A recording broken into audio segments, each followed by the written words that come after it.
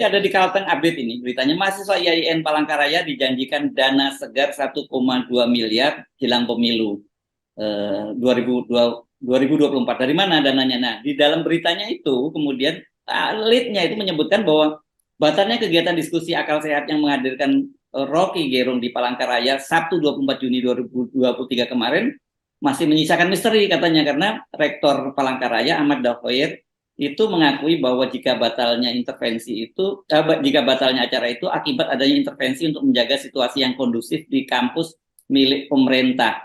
Nah, oke, sampai satu situ selesai, nggak terlalu kontroversi. Tapi kemudian ternyata dia kemudian menjanjikan ada semacam uang pengganti lah gitu karena kecewa acara itu batal dan mahasiswanya ada, dan fakultas-fakultas itu masing-masing katanya disebutkan ini totalnya itu masing-masing fakultas dapat 300 juta, Bung Rocky. Jadi ada uang kaget gitu, media ini menyebutnya 1,2 miliar. Saya jadi, loh, sampai ada operasi begini ya, serius amat sih gitu caranya Bung Rocky.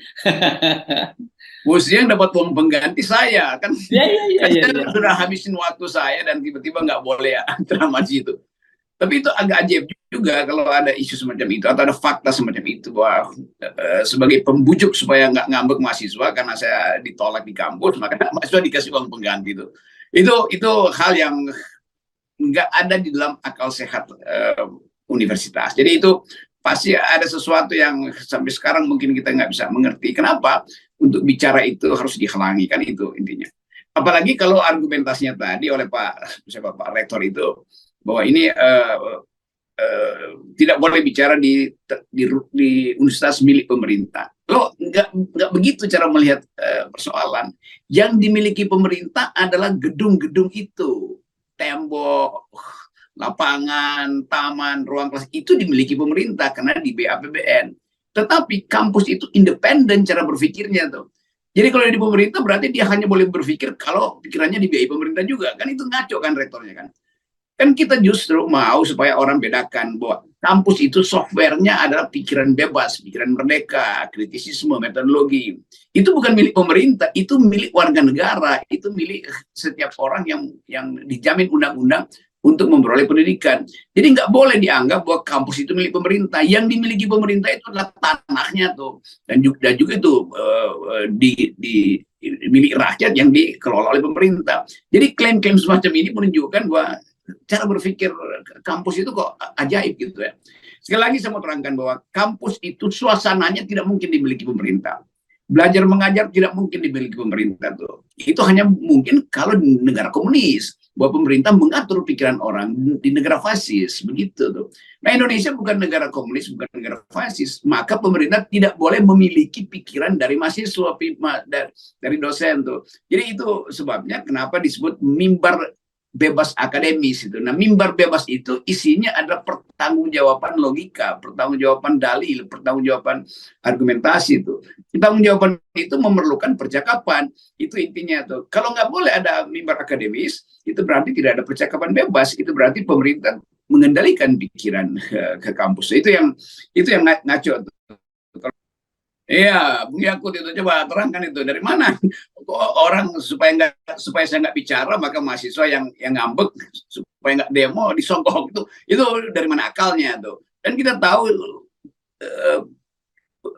apa namanya, peran Departemen Agama itu adalah mengelola kampus-kampus itu dari segi administrasinya, bukan dari segi pikirannya tuh. Kan saya tahu bahwa ini masih ada di bawah Departemen Agama beberapa kampus supaya untuk menghindari pikiran radikal. Ya tutup aja kampusnya kalau begitu kan. Kan pikiran kampus memang mesti radikal untuk menggali sampai akar-akarnya tuh. Jadi politisasi ini masih berlangsung. Justru di era ketika Pak Jokowi udah hampir jatuh pamornya tuh, karena dalam banyak hal Indonesia indeks demokrasinya turun. Nah, kalau berita semacam ini bahwa Rocky Gerung dilarang berbicara di kampus yang milik pemerintah dan sebagai alat pengganti supaya mahasiswa tidak kecewa, mahasiswa diberi uang 300 juta tuh. Kan itu dinilai oleh pemerintah internasional yang disebut civil liberties atau kebebasan intelektual. Jadi bakal drop lagi. indeks kita di luar negeri itu. Jadi buat apa itu para rektor yang masih membebek pada kekuasaan itu berupaya untuk menyogok mahasiswa itu? Toh nggak mungkin, karena setiap kali selalu ada sejarah yang akan dihasilkan melalui pikiran kritis mahasiswa. Dan itu yang sedang berlangsung di kampus-kampus. Ya. Tetap diskusi berlanjut, bahkan di Palangkaraya diskusinya berlanjut, mahasiswa pindahin aja tempatnya kan. Jadi konyol juga rektor. Demikian juga di Jogja juga begitu, mereka mahasiswa akhirnya kumpul di lapangan dan bahkan lebih besar yang datang karena masyarakat juga ikut dengar saya kasih ceramah. UI juga bahkan begitu, dikasih sinyal oleh rektor yang mahasiswa bilang ya di lapangan terbuka aja, lapangan bola kan itu hak setiap orang untuk memanfaatkan ruang terbuka kan. Itu semuanya bisa diatasi itu. Bahkan juga pernah saya dilarang kasih ceramah di Universitas Negeri Mataram. Nah mahasiswanya bawa saya ke atas gunung, saya kasih ceramah di gunung. Dan bagaimana rektor mau larang itu? Jadi pikiran itu nggak mungkin dikerangkeng, itu dasarnya itu kan. Yeah. Apalagi pikiran itu di bailout, dibeli. Emangnya pikiran itu BLT apa?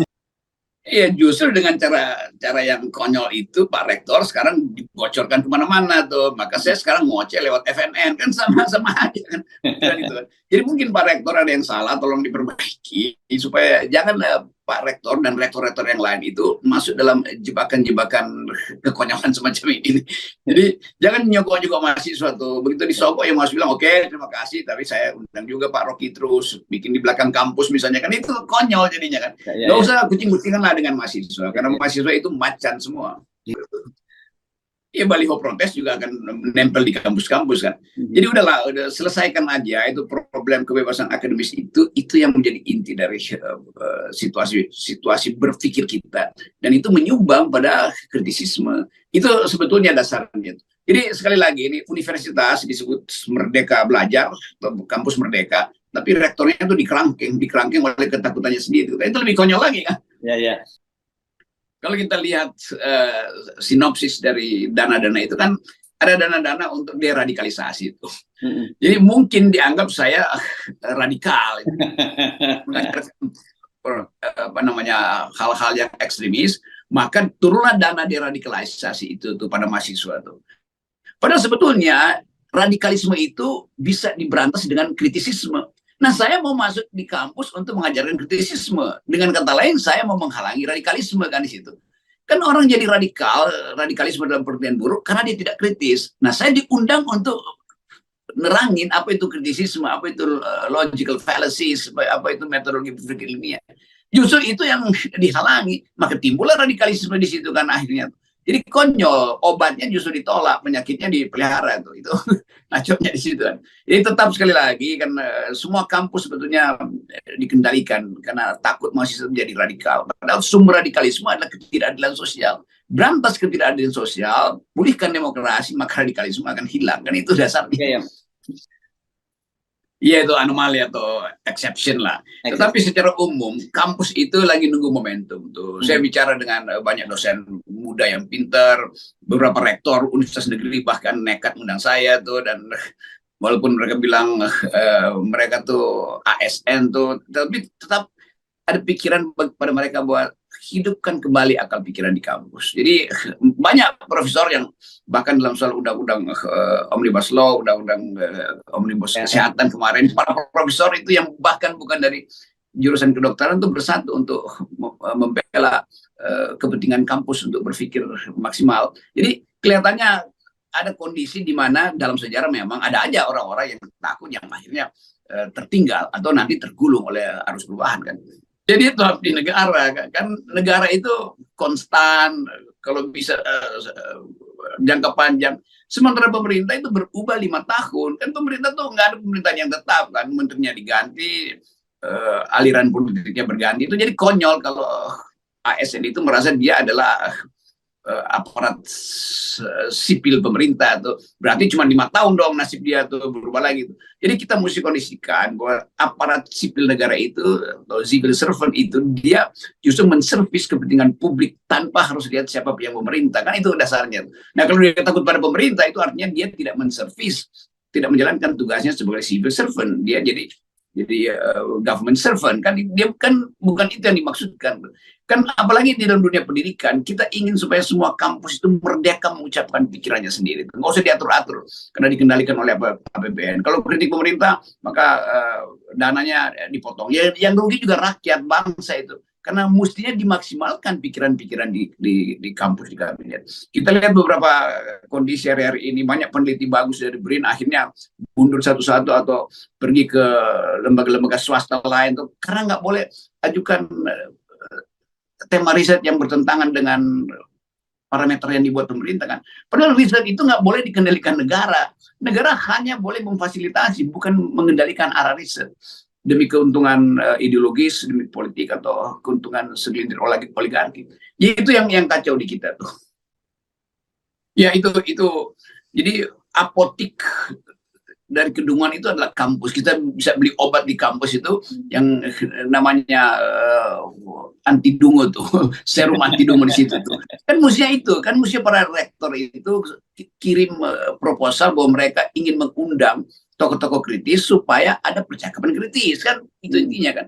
Bukan doktrin di kampus, toh itu nggak mempan juga. Tetap gerakan mahasiswa tumbuh bersama gerakan buruh, bersama gerakan LSM, kan itu intinya gitu. Jadi sejarah selalu memperlihatkan kekonyolan-kekonyolan. Nah, mereka yang tidak bisa berenang itu akan dihanyutkan oleh sejarah akhirnya kan. Jadi sebetulnya arus sejarah itu lagi jalan. Nah, mestinya mereka belajar berenang aja tuh bersama-sama. Kalau nggak dia akan hanyut tuh. Nah, sejarah perubahan itu yang sedang bergolak hari-hari ini.